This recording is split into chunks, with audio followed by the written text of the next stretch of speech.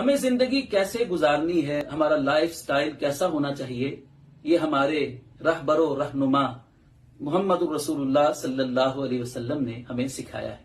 آپ نے فرمایا دنیا میں ایسے رہو جیسے کوئی اجنبی ہو یا کوئی مسافر ہو۔ ہم بھی اس دنیا میں ایک اجنبی اور ایک پردیسی کی طرح ہیں۔ جس طرح پردیسی کو یہ معلوم ہوتا ہے کہ یہ میرا اصل ٹھکانہ نہیں ہے، میں تو یہاں مجبوراً رہ رہا ہوں، میرا گھر بار، میرے اہل و عیال، میرے رشتہ دار، میرے دوست احباب تو سب پیچھے گھر میں ہیں، وہ پردیس میں کبھی دل نہیں لگاتا ہے۔ اسی طرح یہ دنیا بھی ایک مسلمان کے لیے جی لگانے کی جگہ نہیں ہے، اس لیے کہ اسے اپنے اصل ٹھکانے جنت کی طرف جانا ہے۔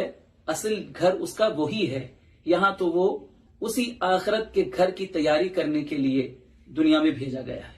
ایک تو مسلمان اجنبی کی طرح، پردیسی کی طرح اس دنیا میں رہتا ہے، اور دوسرا فرمایا ایک مسافر کی طرح۔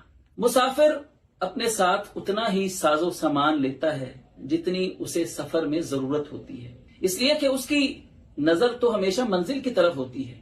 اسی طرح یہ دنیا بھی ایک سفر ہے، ساری زندگی انسان اس سفر کو طے کر کے اصل منزل اس کی جنت ہے جہاں اسے جانا ہے۔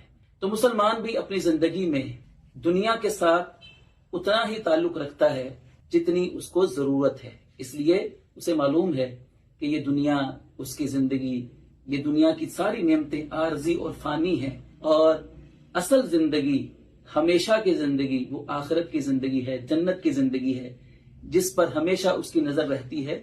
جو مسلمان اس حدیث مبارکہ پر نظر رکھ کر زندگی گزارتا ہے اس کے لیے زندگی بہت آسان ہو جاتی ہے، بڑی سے بڑی مشکل اور مصیبت کو سہنا اس کے لیے آسان ہو جاتا ہے، اس لیے کہ سفر ہے، سفر میں تو مشکلات آتی ہی آتی ہیں، آخر کار منزل تک اسے پہنچنا ہوتا ہے، اس کی نگاہ ہمیشہ منزل تک لگی رہتی ہے۔